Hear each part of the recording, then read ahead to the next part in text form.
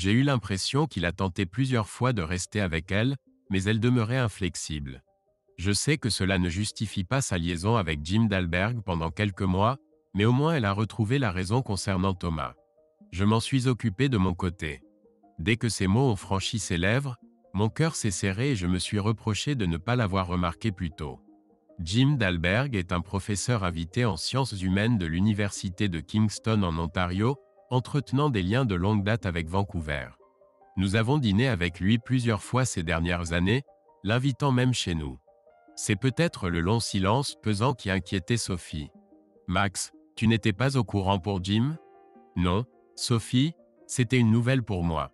Mon Dieu, je pensais que tout avait été révélé depuis le départ de Tammy pour Vancouver. Sais-tu depuis combien de temps cela dure ? Max, je ne sais vraiment pas. Tu sais, les gens parlent. J'ai entendu des rumeurs qui remontent à l'année dernière. Tout ce que je sais, c'est que cela continuait quand elle m'a appelé, ou du moins elle vivait toujours dans le même appartement. Je ne sais pas si j'étais d'accord, mais après notre conversation, je me suis retrouvé dans le placard de l'étage à chercher une veste en tweed que j'aimais beaucoup avant de me diriger vers la douche. Si je pensais à Tammy, ses pensées étaient voilées par la distance et les visions de Jim Dalberg. Je sais que je ne réfléchissais pas exactement comme j'aurais dû, mais l'élixir, s'il ne fonctionnait pas, était certainement assez enivrant pour un dîner et une promenade. Je me suis préparé et me suis dirigé vers Hanson Street d'un pas hésitant. À 7h-5, j'étais assis au Spectator Bar, sirotant du bourbon dans un verre, attendant mademoiselle Talley Seaver. Quand j'ai levé les yeux, elle était là. « Seigneur », ai-je murmuré, retenant mon souffle. Elle s'est contentée de sourire et m'a salué d'une étreinte à l'européenne. « Mademoiselle Kirsten, vous êtes toujours aussi ravissante. Capitaine Bunyan, vous maniez les mots avec élégance. Quelle femme se lasserait d'être qualifiée de ravissante ? » Après avoir terminé son bourbon, Kirsten a jeté un châle sur ses épaules, et nous avons pris un pouce-pouce devant l'établissement pour nous rendre à Broad Street et au Hawk. À notre arrivée, le maître d'hôtel nous a conduits à nos places réservées dans une alcôve intime au 2e étage. « Et madame ?» a-t-elle demandé au dessert. Je n'avais rien dit de ma découverte quelques jours plus tôt, mais nous étions suffisamment à l'aise l'un avec l'autre pour que je puisse dire que c'était probablement le dernier clou dans le cercueil en ce qui concernait sa situation de vie actuelle. « Il n'y a aucun espoir de réconciliation ?» a-t-elle demandé avec un sérieux passionné. Je ne vois pas comment c'est même possible. C'était comme si une étincelle s'était allumée dans ses yeux. « Est-ce pour cela que tu ne portes pas l'alliance ?» Je l'avais complètement oublié, mais elle avait raison. C'était fini entre Tammy et moi. « Laisse-moi me préparer et nous ferons une promenade en ville », ai-je suggéré. Nous sommes sortis sur Broad Street. Kirsten a retiré ses chaussures à talons pour enfiler une paire de tennis en toile avant de prendre ma main dans la sienne, et nous avons déambulé dans le dédale de boutiques d'antiquités et de galeries. C'était une fraîche soirée de début mars, suffisamment agréable pour son manteau et mon tweed. 1 heure plus tard environ, j'ai hélé un autre vélo-taxi et nous nous sommes dirigés chez Henri pour prendre un autre verre, et franchement, je voulais parader un peu avec Kirsten à mon bras. « Tu connais mon habituel et un vin blanc pour ma compagne », ai-je dit en riant au barman. C'était en semaine, donc les habitués n'étaient pas aussi nombreux que le week-end. C'est agréable de voir Max réaliser enfin qu'il a besoin d'une chaperon. Il a souri en murmurant « Tammy », me regardant avec malice. J'ai simplement secoué légèrement la tête. Kirsten a souri et serré ma main plus fort, ce qui l'a amusé davantage. Elle attirait l'attention comme le miel attire les abeilles. Quelques habitués sont venus la saluer à un moment donné. Ce n'était pas très courtois de ma part de l'emmener chez Henri, mais à ce stade, peu m'importait. Nous passions un bon moment et c'était mon territoire. Nous avions peut-être un peu trop bu tous les deux, et les inhibitions se sont estompées tandis que les 2 adultes continuaient à se regarder tendrement. « Mon appartement ?» ai-je proposé. « Oui, allons-y », a-t-elle répondu précipitamment. La maison était calme lorsque j'ai tourné le verrou et que nous sommes entrés dans le salon. Les 2 étudiants vivaient au 3e étage et je les voyais rarement le soir, ce qui était probablement une bonne chose puisque je n'en avais pas parlé à Kirsten. Nous nous sommes retrouvés dans une étreinte passionnée, et grâce à l'alcool et l'heure tardive, nous nous sommes rapidement endormis sans souci. Quand je me suis réveillé, il était près de midi et Kirsten était déjà debout. Je ne l'ai pas entendue pendant que je prenais ma douche, et quand je suis revenu dans la chambre, elle était partie. J'ai enfilé une robe de chambre et un t-shirt avant de descendre à la cuisine. Bonjour, capitaine Max, a lancé joyeusement Kirsten, assise à table avec mes deux étudiants. Tous deux arboraient des sourires complices en beurrant leurs muffins. Les filles et moi profitions simplement d'une agréable conversation après qu'elles aient gentiment ramassé mes affaires ce matin. Elle fit un signe de tête vers ses vêtements sur la chaise vide. C'était très gentil de leur part, dis-je, essayant de réprimer un sourire en me versant une tasse de café fraîche. Les deux filles partirent en gloussant et Kirsten adopta une arrogance feinte. Eh bien, j'ai simplement oublié de te dire que j'ai retiré le panneau à l'étage supérieur de la maison. Elle fit une de ces expressions que font les femmes quand un homme réalise qu'il a fait une erreur, mais pas trop grave. Ce n'est rien, ce sont de charmantes jeunes femmes. Je pense que l'une d'elles a un faible pour toi, Max. Ne lui brise pas trop le cœur. Elle sourit. Nous avons savouré le petit déjeuner, et après avoir rangé, je lui ai fait visiter la place du marché, et à l'heure du déjeuner, nous nous étions installés dans le café en terrasse. Max, que vas-tu faire avec ta femme maintenant ? Je sais que tu as dit que c'était fini, mais est-ce qu'elle le sait ? C'était une question légitime à laquelle je n'avais pas vraiment eu le temps de préparer une réponse. Bien sûr, il y avait Tammy, puis Thomas, Sophie et Jim Dalberg, le séduisant gentleman. Elle m'a menti quand elle avait l'occasion d'être honnête et de tout mettre derrière nous. Je ne vois pas de retour possible, surtout maintenant, et non, ce n'est pas à propos de ce que nous avons fait, Kirsten. C'est à propos de ce qu'elle a fait et continue de faire. Alors elle n'a pas rompu avec lui ? Manifestement non. Je regardais la rue avec sa foule de passants. Je savais même alors que si Tammy avait été honnête, m'avait tout dit et s'était excusé ce jour pluvieux dans la cuisine, je lui aurais pardonné, même si la liaison avec Dalberg appartenait au passé. C'est à ce point que je l'aimais. Je ne me serais jamais rapproché de Kirsten ni même envisagé cette possibilité, mais tout cela appartenait désormais au passé. Je savais ce que je devais faire. Le lendemain, Kirsten partait pour Washington, D.C., puis New York pour quelques semaines. L'attraction entre nous était électrique, et j'ai presque tout mis de côté pour la rejoindre, mais je savais qu'il restait encore quelques désagréments à régler.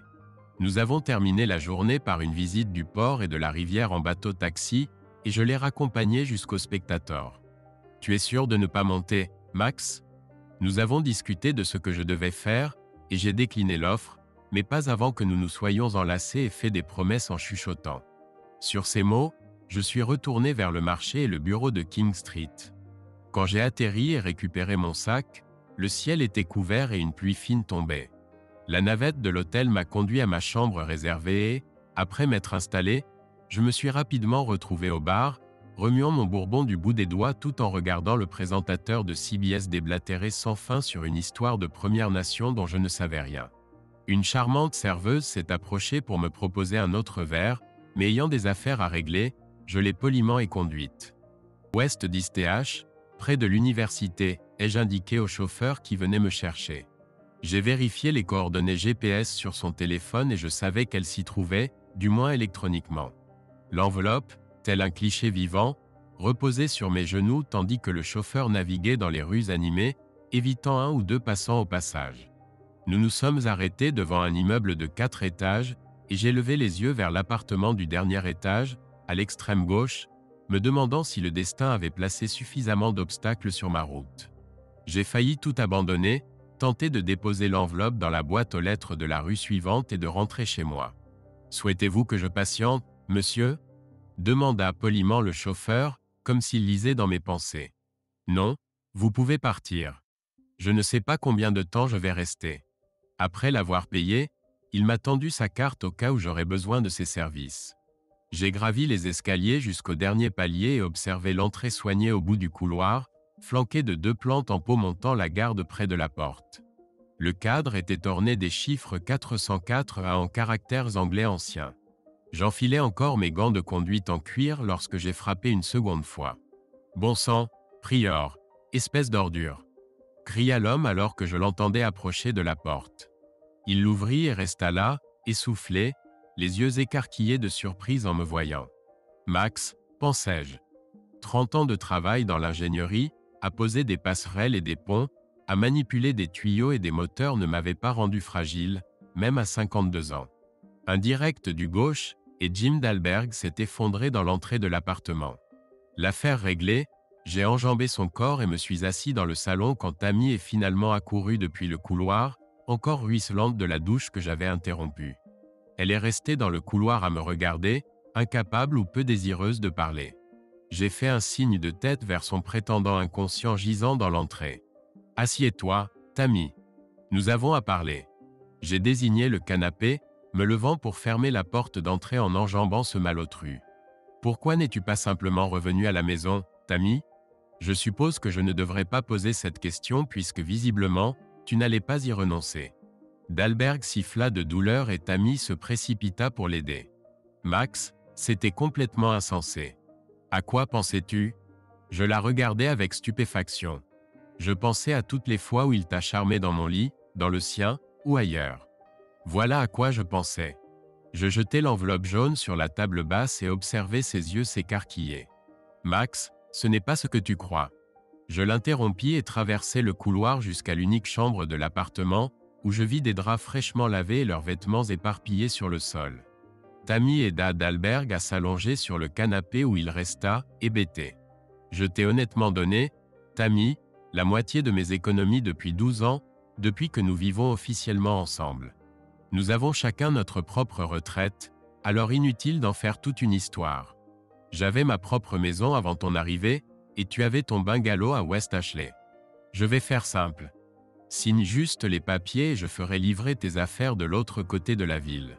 Elle avait l'air comme si la faucheuse venait de faire irruption dans la maison et de décimer l'étage dans un bain de sang, et Dalberg restait là comme un écureuil canadien, la mâchoire enflée et bouffie. « Max, laisse-moi rentrer à la maison pour qu'on en parle et qu'on essaie de surmonter ça, s'il te plaît. » Je secouai simplement la tête. « Tammy, je suis presque tombé amoureux de toi quand je t'ai vu pour la première fois, et pour être honnête, je le suis toujours.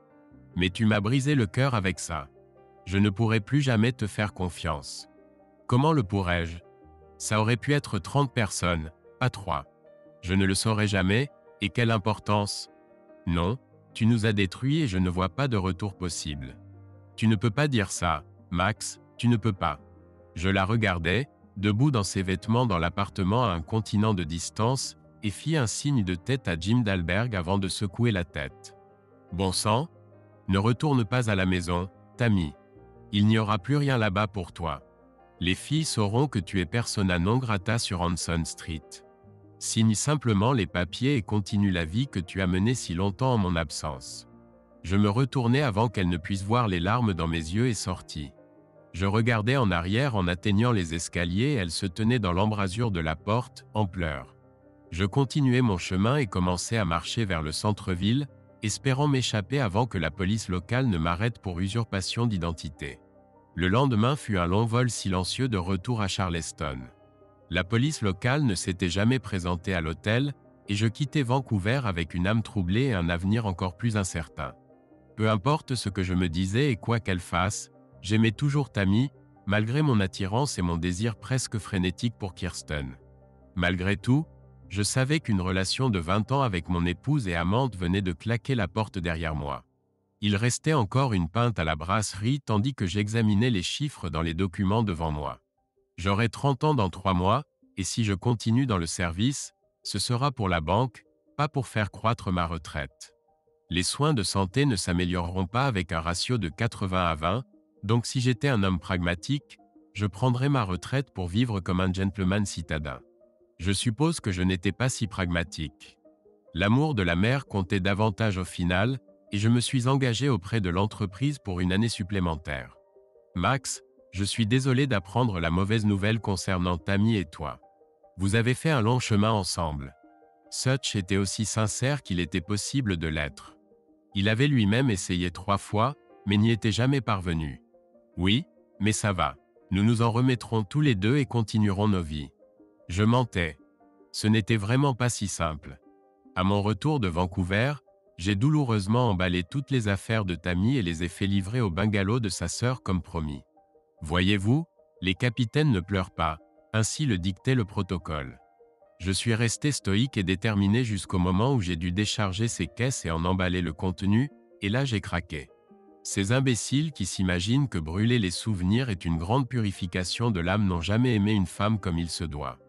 Ils en parlent, de prendre leur revanche, mais aucun d'entre eux ne s'est jamais tenu debout sur les cendres de ce qu'ils avaient créé. Je me suis tenu dans une pièce vide et j'ai pleuré comme un enfant, 1,88 m et 90 kg de coquilles vides. Puis je suis allé chez Henry's et me suis enivré. Cette ivresse m'a sorti de ma gueule de bois et j'ai recommencé à me ressaisir. Il restait encore 2 semaines avant le nouveau départ. Le Molissan était de nouveau en mouvement et à 3 jours de Charleston, et j'étais allongé dans ma couchette à examiner les nouvelles du navire et le courrier personnel. Kirsten m'envoyait des courriels périodiques pour prendre de mes nouvelles. Nous avons longuement discuté de la confrontation au téléphone une nuit alors qu'elle était à New York. Ce n'est pas facile de passer d'une femme à une autre. En fait, je dirais que c'est impossible.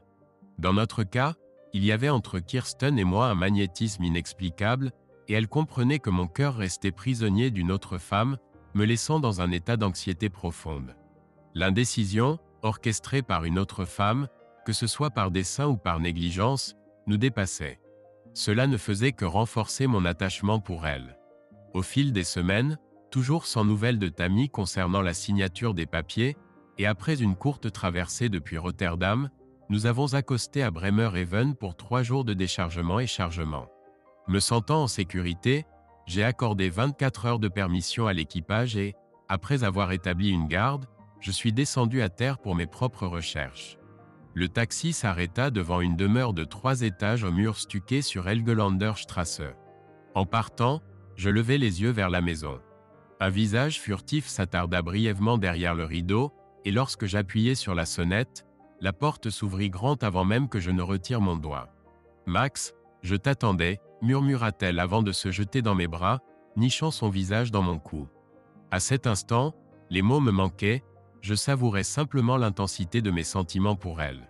Nos lèvres se rencontrèrent tandis que notre étreinte se prolongeait dans l'entrée, la porte donnant sur la rue encore ouverte. « Entre, je t'en prie. » Sa voix rauque résonna, emplie de passion. Nous nous sommes retrouvés au salon, puis elle m'a conduit à la cuisine, a versé 2 verres de cognac, et nous avons trinqué à mes retrouvailles tant attendues. Une fois assis, j'observais sa demeure. Elle était meublée avec goût d'antiquités européennes et dégageait une atmosphère de confort traditionnel.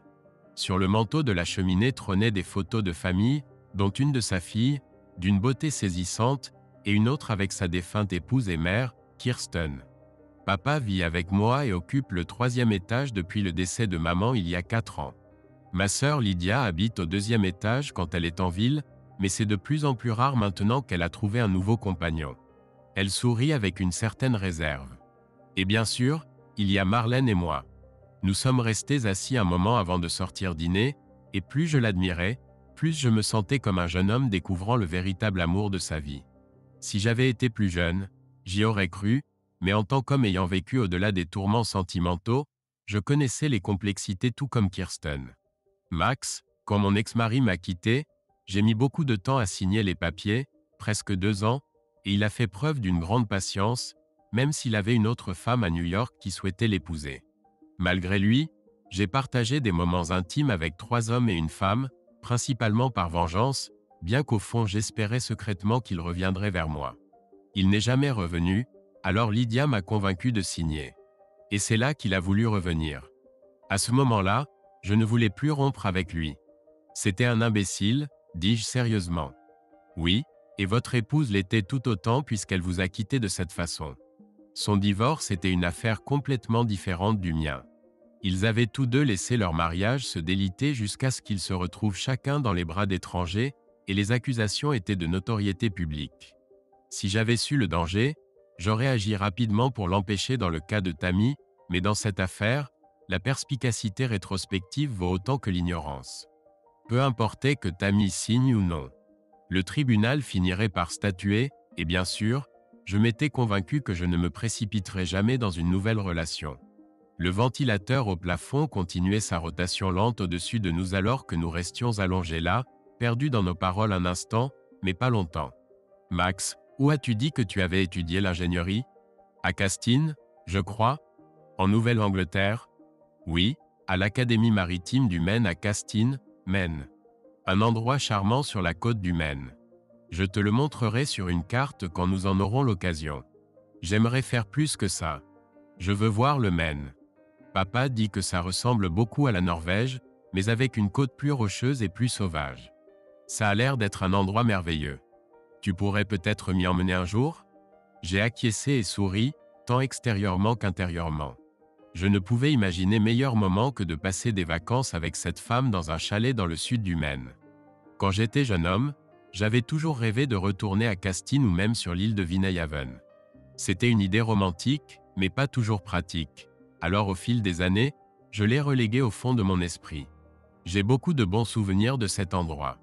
C'est magnifique en été, bien que cela puisse devenir un peu morne pendant les mois d'hiver. Peut-être qu'un de mes jours de congé, nous pourrons y aller. Il y avait à nouveau une lueur dans ses yeux. Le matin, Kirsten m'a préparé un petit déjeuner allemand à l'ancienne. Enfin, à l'ancienne selon mes goûts. C'était des œufs sur le plat avec du jambon sur du pain noir, accompagné de café noir et d'un muffin. « Denis n'est pas là ?» ai-je demandé, remarquant son absence. « Oh non, il est à Hambourg pour une conférence. » J'ai ressenti un certain soulagement en sachant qu'il n'était pas là. Elle a simplement souri comme si elle avait lu dans mes pensées. « Où vas-tu ensuite ?» a-t-elle demandé. « Malheureusement, je dois passer par Suez. Papa dit que les capitaines détestent ça, la plupart d'entre eux. Il a raison. Nous pourrions rester bloqués à Port Saïd pendant très longtemps si nous nous mettons du mauvais côté. La bonne nouvelle, c'est que je terminerai ma rotation à Bremerhaven dans 5 semaines. Cela me donnera une pause de 6 semaines dans ma rotation au tout début de l'été. Je devinais les rouages qui tournaient dans son esprit, mais pour l'instant je devais terminer mon travail et retourner au navire. Nous nous sommes longuement dit au revoir et elle m'a conduit jusqu'au quai, où j'ai pris mon poste d'officier de quart. J'ai observé 4 hommes monter à bord du Malicina par l'écoutille tribord, chacun portant un sac de sport noir et un bonnet gris. Ils restaient plutôt entre eux, arrimant leur équipement dans la cale avant et se contentant d'observer la situation sur le pont.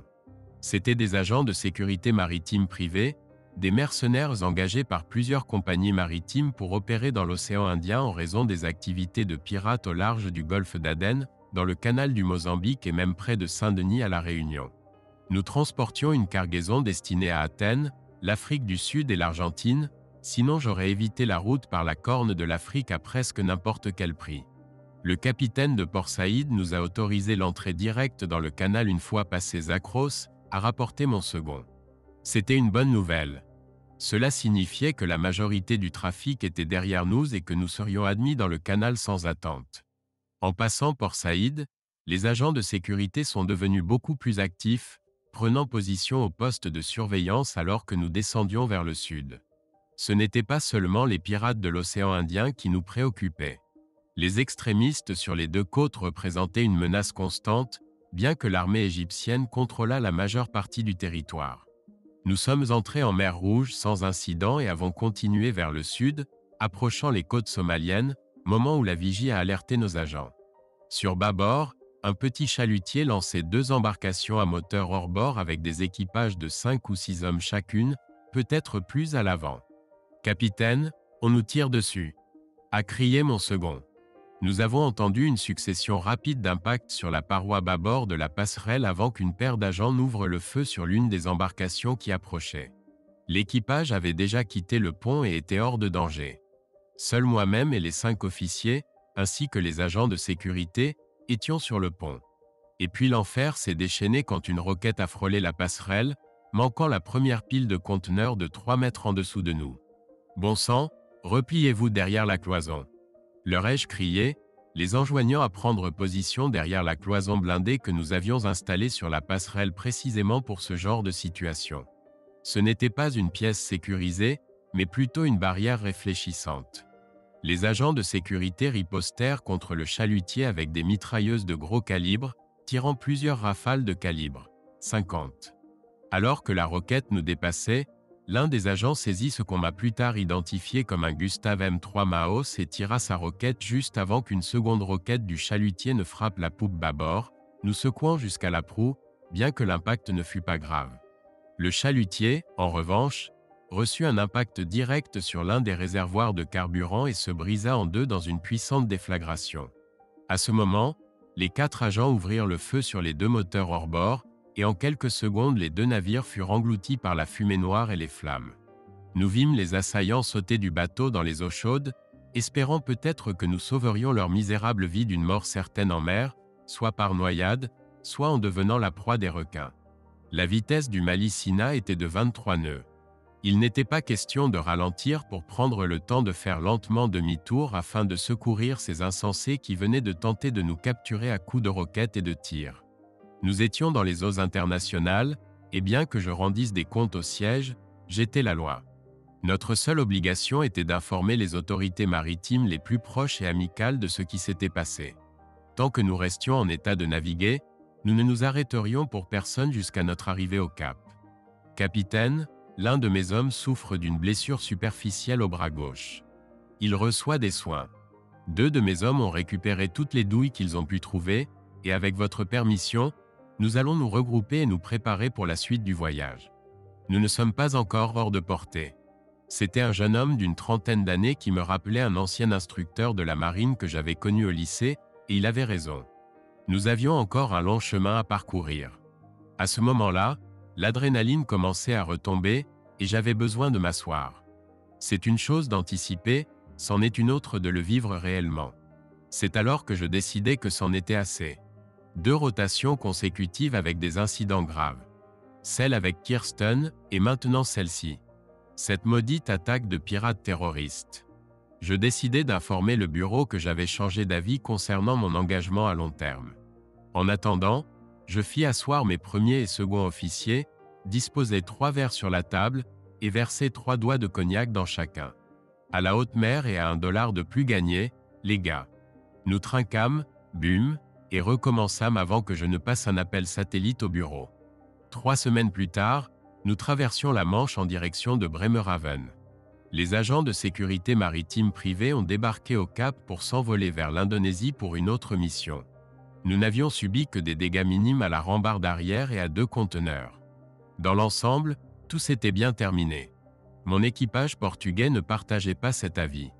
L'un des officiers mariniers affirma qu'il pensait que plus de la moitié de l'équipage démissionnerait dès l'arrivée à terre. Ce ne sont pas des soldats, dit-il. En effet, qu'il est vraiment, pensai-je en ouvrant le courriel que mon avocat m'avait envoyé quelques jours plus tôt. L'avion atterrit à Charleston lors de la seconde escale du vol depuis Francfort-sur-le-Main via Dulles, et je pris un Uber jusqu'à la péninsule. Mon ancien voisin, M. Shields, avait planté une nouvelle rangée de roses le long de ses fenêtres, alors en pleine floraison. « Vos filles m'aident beaucoup, Monsieur Bunyan. De bonnes filles, toutes les 2. Il dit cela lorsque je lui apportai les pâtisseries qu'il adorait de chez Kaminski. Les meilleures qui soient. Je souris en me dirigeant vers le portail en fer forgé. Le contremaître souda le verrou, et tout fut à nouveau sécurisé pendant que je taillais les vieilles fleurs sur le chemin menant à la porte arrière.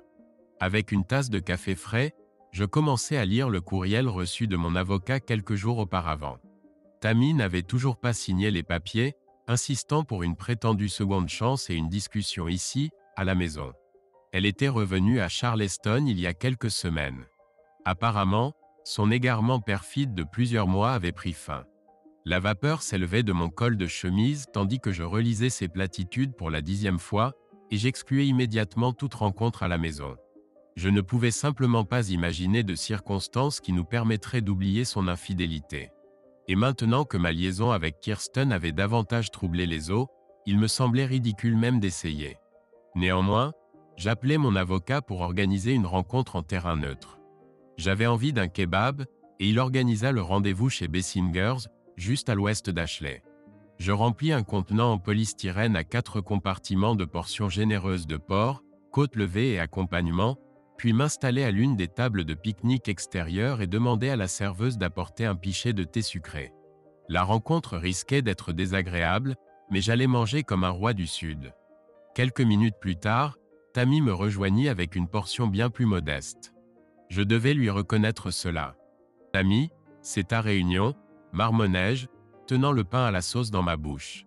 Elle n'y alla pas par 4 chemins. « Je veux rentrer à la maison, Max. » Je veux rentrer et essayer de récupérer ce que j'ai bêtement et imprudemment jeté. Je sais que ce ne sera pas facile pour moi, mais je te demande de me donner cette chance. » Sans s'en rendre compte, cela signifiait qu'elle voulait revenir à ce jour pluvieux sur Hanson Street et tout recommencer. Je n'étais pas d'accord avec ça. Je saisis la bouteille en plastique de sauce épicée de Caroline et en versai sur ma fourchette. « Tu te souviens de la fête de Noël l'année dernière ?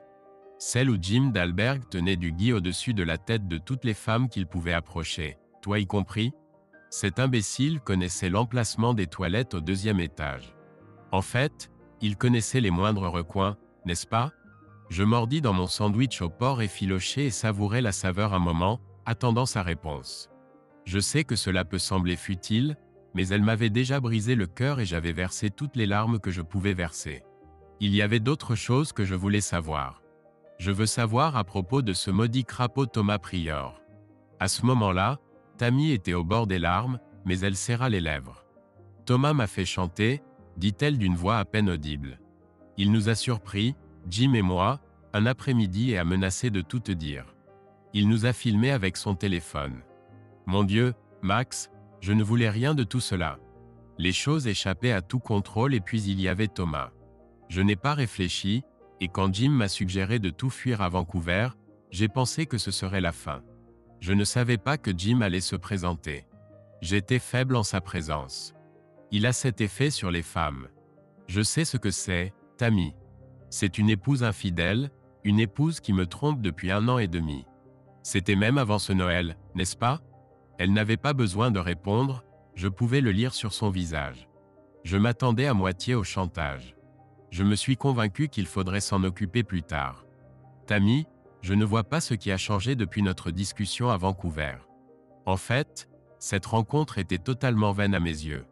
Max, nous sommes ensemble depuis plus de 20 ans. Tu ne peux pas tout abandonner comme ça. Va donc avoir une liaison. Dieu sait que plusieurs femmes te dévorent des yeux constamment. Je te donne carte blanche, même une 12aine si tu veux, même si je détesterai chaque minute. Mais nous ne pouvons pas tout abandonner. Elle pleurait déjà, mais elle ne comprenait toujours pas. Je lui aurais pardonné l'incident dans son street si elle avait simplement avoué et en avait fini avec tout ça. Au lieu de cela, elle m'avait trompé pendant 6 mois supplémentaires. C'était le terme que je lui avais lancé. Elle savait ce que cela signifiait pour son ego. Cocufier avec son damné amant. S'amusant avec lui dans son propre lit. Bon sang. Elle n'a rien nié, restant assise là en pleurant, réalisant la futilité de tout cela. Dis-moi, Tammy, pourquoi as-tu commencé une relation avec lui en premier lieu ? Tu connais le dicton, la curiosité est un vilain défaut. Les autres disaient vrai à son sujet, qu'il était divinement doté et doublement talentueux. Je pensais qu'une fois suffirait pour apaiser mes désirs. Au diable tout ça, Tammy. J'aurais pu trouver une centaine de femmes désirables au fil des ans, en garder une dans chaque port, mais je ne l'ai pas fait. Je n'avais aucun moyen de savoir combien il y en avait eu ni combien il y en aurait encore. Le vieux dicton selon lequel l'absence ravive les sentiments semblait être absurde dans ce cas. Nous nous sommes regardés, réalisant que c'était la fin. Et je n'avais plus d'appétit, seulement de la tristesse après 20 ans. Peut-être espérait-elle que je reviendrais quand elle aurait mis de l'ordre dans ses pensées. Peut-être l'avait-elle déjà fait, mais je ne pouvais plus lui faire confiance. Je ne pouvais partager aucun de mes projets avec elle, sachant simplement que je ne serais plus à ses côtés, et c'est ainsi que nos chemins se sont séparés. Elle ne savait rien de Kirsten, et je ne voyais pas l'utilité de lui en parler. Ce qui s'est passé avec Kirsten est arrivé après que j'ai retiré mon alliance, sachant que tout était fini. L'IPA dorée de Maximilian est prête, annonça-t-il au microphone. Satch s'approcha de lui. La grosse dame a-t-elle chanté sa chanson ? J'ai hoché la tête en sirotant une fine couche de mousse. Non seulement la grosse dame a chanté, mais elle a fait tomber le rideau. Tammy a signé les papiers, et nous avons réglé les détails pour que le jugement final prenne effet dans quelques mois. Dalberg est parti pour Toronto. On disait qu'il se tenait aussi loin que possible de Tammy, mais j'essayais de l'ignorer. Sophie Prior avait divorcé de son crapaud, et Thomas a fini par s'installer dans une maison de ville à North Charleston, pas l'adresse qu'il visait.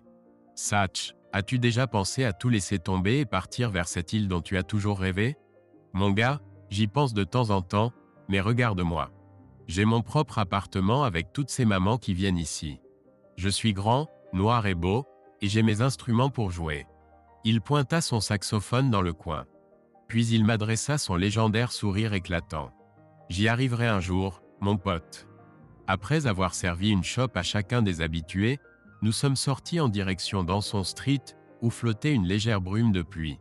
J'ai appuyé sur la sonnette du cadre de porte d'une maison de ville sur Helgelander Strasse et entendu des pas qui approchaient. Lorsque la porte s'ouvrit, une jeune femme, une version de 20 ans de Kirsten elle-même, se tenait devant moi. « Vous devez être Marlène ?» dis-je en tendant la main. « Oui, monsieur Banyan. Ma mère m'a dit que vous passeriez aujourd'hui. Je vous en prie, entrez. Appelez-moi Max, je vous prie. » Je la suivis dans le salon, laissant mon sac dans l'entrée pendant qu'elle m'invitait à m'installer confortablement. Ayant étudié les jeunes femmes de son âge depuis plus de 25 ans maintenant, j'étais habitué à différents degrés de beauté. Marlène était dans une catégorie à part. Tout homme qui séduirait cette demoiselle devrait remercier sa bonne étoile pour une telle fortune. Maman a dit qu'elle serait là pour le dîner. Elle posa le thé devant moi et s'assit en face. Elle est très enthousiaste depuis quelques jours. Quelques instants plus tard, la porte d'entrée s'ouvrit et Kirsten entra dans la pièce, nous apercevant tous les deux, suivis de près par son père Dennis. Elle se précipita vers moi pour me donner une étreinte et un baiser, et Dennis me serra la main. Le déjeuner fut agréable, et après avoir débarrassé la table, Kirsten et moi nous sommes installés dans le jardin pour savourer l'instant présent avant de mettre nos bagages dans le coffre de sa voiture. Marlène devait nous conduire à Francfort et dans le Maine, avant de poursuivre vers Würzburg. Le lendemain matin, à 10 heures, nous avons loué une voiture et pris la route vers Castine sur la baie de Penobscot. Notre vol était arrivé à Bangor et nous avions quelques heures de route devant nous. J'avais promis à Kirsten des mois auparavant de l'emmener sur la côte du Maine. Avec les couleurs automnales tout autour de nous et la douceur d'une journée clémente, c'était la saison parfaite. J'avais loué un cottage pour la semaine, et nous n'avions qu'à faire des courses et nous installer confortablement. « Monsieur Banyan, puis-je vous appeler Max ?» demanda le distingué gentleman. « Bien sûr, je vous appellerai doyen Gardner, si vous le permettez. » Nous avons ri tous les deux tandis que le doyen de l'Académie maritime du Maine m'escortait dans son bureau surplombant la baie de Castine. C'était arrivé par hasard lorsque j'avais croisé une vieille connaissance de la MMA qui dirigeait un navire de croisière à Fort Lauderdale. Il avait appelé un ami, qui en avait appelé un autre, qui à son tour avait demandé au doyen de me contacter. C'était pour négocier les conditions finales d'un contrat pour enseigner l'ingénierie comme professeur adjoint à l'académie. Nous sommes parvenus à un accord, et peu après, je me précipitais vers un cottage loué près du phare de Dissed. « Tu l'as eu, n'est-ce pas ?» s'exclama Kirsten, voyant mon visage rayonnant. « Bien sûr que je l'ai eu. Tu en doutais ?» répondis-je en la soulevant dans mes bras pour la porter vers le lit moelleux. Le lendemain, nous avions une décision à prendre concernant notre lieu de résidence et sa durée. J'avais toujours Anson Street. Elle disposait d'une place dans sa demeure familiale à Bremerhaven, et j'avais désormais un emploi à temps partiel ici à Castine. Nous étions assis sur le rivage de Dissed, contemplant la baie vers Hillsborough lorsque Kirsten demanda « Pourquoi pas là-bas » ? Eh bien, le ferry traverse la baie, pas ici. Je devrais prendre le ferry jusqu'à Lincolnville puis conduire plus d'1 heure pour atteindre Castine. Il me faudrait mon propre bateau pour venir ici. Tu es capitaine, Max. C'est assez simple, non ? Elle me regarda avec cette expression que les femmes arborent quand elles n'en reviennent pas de la naïveté des hommes sur certaines choses. Plus tard ce soir-là, j'ai cherché sur Internet des bateaux d'occasion et trouvé quelques options parfaites, une en particulier. C'était un ancien bateau de pêche au homard transformé en petite embarcation de plaisance pour un couple âgé de Vineyhaven. Il était équipé d'un moteur diesel Cummins reconstruit avec seulement 200 heures au compteur. Quelques jours plus tard, après m'être délesté de 20 000 $, il était mien. Kirsten trouva une maison. C'était une charmante demeure aux planches blanches surplombant Castine, à distance de marche de la marina, où je pouvais obtenir une place de stationnement à prix raisonnable. La maison n'était pas bon marché, mais elle disposait d'un jardin et il y avait une taverne à environ 1 mile au sud. J'ai versé un acompte et le propriétaire m'a permis de la louer jusqu'à la conclusion de la vente. Nous sommes devenus résidents officiels d'Hillsborough. On m'a confié un cours de tuyauterie de 6 semaines pour les premières années, ainsi que la supervision des travaux sur le TS State of Maine, le navire-école de à amarrer dans le port. Je devais terminer le travail avant Thanksgiving et les fêtes, alors Kirsten et moi avons prévu d'aller à Charleston avant de nous envoler pour l'Allemagne. En revenant du marché, Hanson Street était animée de touristes et d'étudiants qui se pressaient dans les boutiques et les établissements. Sutch avait recommandé sa compagne pour gérer les affaires de la maison pendant mon absence, et les jeunes femmes qui y résidaient étaient tout à fait fiables. J'ai tourné la clé dans la serrure et suis entré. C'était comme si je n'étais jamais parti. J'ai pris soin d'informer les filles qu'elles pouvaient utiliser le rez-de-chaussée comme bon leur semblait, tant qu'elles restaient vigilantes, ce qu'elles firent. La journée de voyage avait été longue, alors après avoir commandé un repas chinois à emporter et partagé une bouteille de vin, nous nous sommes tendrement unis avant de nous endormir. À notre réveil, une seule des filles était présente dans la maison. Les 3 autres étaient rentrées chez elles pour les vacances, alors nous l'avons invitée à célébrer Thanksgiving chez Caroline's, un restaurant raffiné dans le quartier d'East Bay, avec Sutch et quelques autres vieux amis. Tout le monde s'est bien amusé, et après avoir invité tout le monde chez elle, Sutch et moi nous détendions sur les marches de l'entrée, savourant un bon cigare et une bouteille de bourbon haut de gamme. Mon vieux, tu sais que j'étais sur mes gardes quand je travaillais pour toi. Savais-tu que ton ex-femme a semé le chaos à l'université, accusé son patron de harcèlement, et que plusieurs autres membres du corps enseignant ont porté des accusations contre lui? C'était dans les journaux. Je pense qu'il est dans de beaux draps, et on dit qu'il va soit démissionner, soit se faire renvoyer. Ce maudit crapaud. J'ai ri, savourant le goût agréable du bourbon sur mes lèvres. Oui, mais les choses ne vont pas bien non plus pour ton ex-femme, tu sais. Elle enchaîne les excès depuis des mois maintenant, depuis la rupture avec YouTube. Elle est venue chez moi il y a une semaine, s'est enivrée, a posé des questions sur toi, et est partie quelques heures plus tard avec un trompettiste. C'était son problème, Sutch. Elle aime trop l'inhabituel. Je suis même surpris qu'elle ne te l'ait pas proposé aussi. Il m'a regardé un peu étrangement, et j'ai alors compris. Elle te l'a proposé, n'est-ce pas? Bon sang, j'ai ri. Tu l'as fait? Non mon vieux, toi et moi on se connaît depuis trop longtemps pour ce genre de choses. Je veux dire, elle est attirante et tout, et si elle était la compagne de quelqu'un d'autre, je n'aurais pas hésité. Mais elle a beaucoup de bagages, et tant que tu es en vie, elle reste ta femme, même si vous divorcez. Et cette belle femme avec qui tu es maintenant? Kirsten et toi allez vous marier ou quoi? Peut-être était-ce le bourbon ou les pensées mélancoliques flottant dans l'air en volute de fumée de cigare. J'épouserais Kirsten si nous étions tous les deux en position de nous marier, mais jusqu'ici, aucun de nous n'allait prendre cette voie. Nous étions 2 adultes divorcés qui aimaient ce que nous faisions et la vie était belle. Pourquoi tout gâcher? Sutch, je ne sais pas. Peut-être qu'un jour ça arrivera, mais pour l'instant je vis ma vie ici dans le Maine et même en Europe. Tout va bien comme ça. On verra. Cela fait longtemps que je n'ai pas voyagé jusqu'au bungalow dans les marais d'Ashley River. Je crois que la dernière fois, Tammy voulait faire des réparations avant que sa sœur n'y emménage après la rupture de son mariage. Maintenant les sœurs vivent ensemble. Après avoir sonné à la porte, j'ai attendu quelques minutes avant que Patty n'apparaisse sur le côté de la maison avec un bambin dans les bras. C'était nouveau. Salut Max. Si tu cherches Tammy, elle n'est pas là. Ce n'est pas grave, j'espérais pouvoir discuter un peu avec toi. Écoute, je ne veux pas m'impliquer dans ce qui s'est passé entre vous deux. Je l'ai interrompu doucement. Ce n'est pas le sujet. C'est ta sœur et j'ai quelques inquiétudes par rapport à ce que j'ai entendu. Patty détourna le regard en se mordant la lèvre.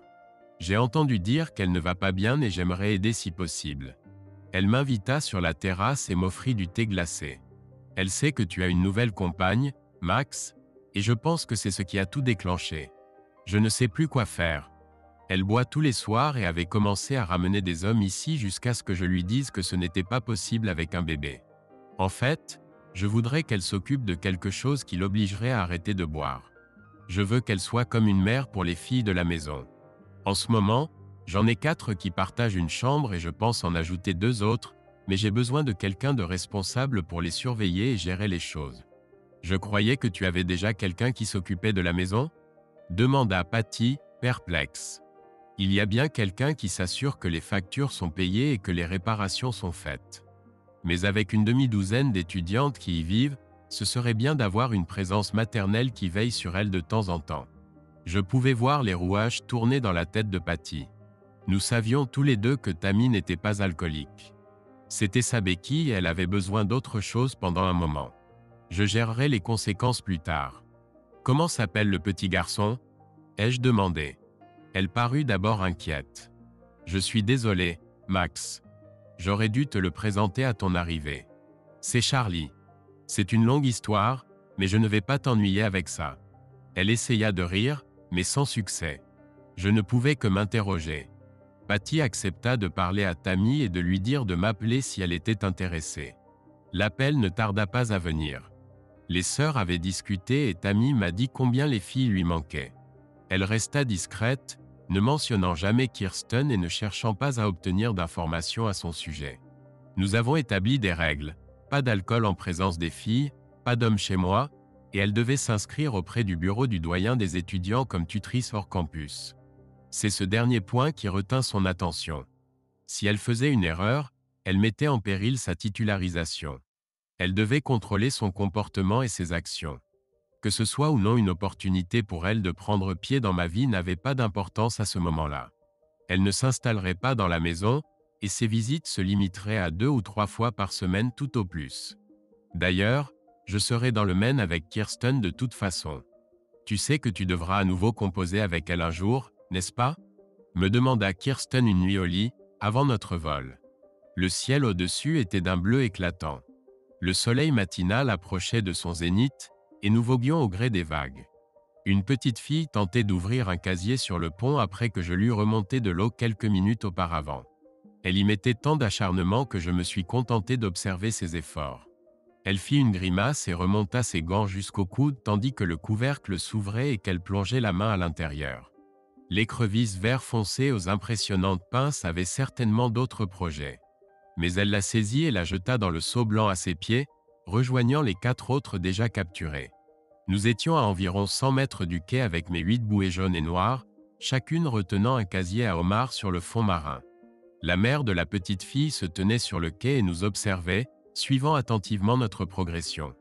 La petite Etta fit signe à sa mère tandis que nous retournions vers le quai. Etta portait le nom de sa grand-mère Marlène et de sa mère Kirsten.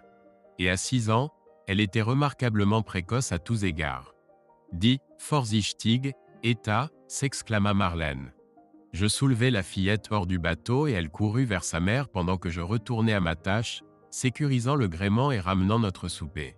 Je m'arrêtai sur le quai et regardai au loin où la rive opposée se trouvait à 1 mile. J'étais chez moi maintenant, là où j'avais vécu autrefois, quand j'étais jeune et découvrais les rigueurs de la jeunesse et l'entrée dans l'âge adulte.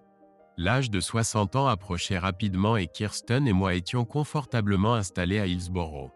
Elle aurait 50 ans à l'automne et elle était toujours aussi ravissante que lors de notre première rencontre. Elle m'apportait du bois de chauffage tout en me massant le dos dans les moments difficiles. Nous n'étions pas retournés à Charleston depuis que j'avais vendu la maison Danson Street quelques années plus tôt au collège de Charleston, qui l'utilisait comme logement hors campus pour la faculté des arts et sciences humaines. Tammy avait joué un rôle déterminant dans la réunion des partis après être devenue la nouvelle doyenne de la faculté. Elle avait complètement cessé de boire et vivait toujours avec sa sœur à West Ashley, aidant à élever son neveu Charlie.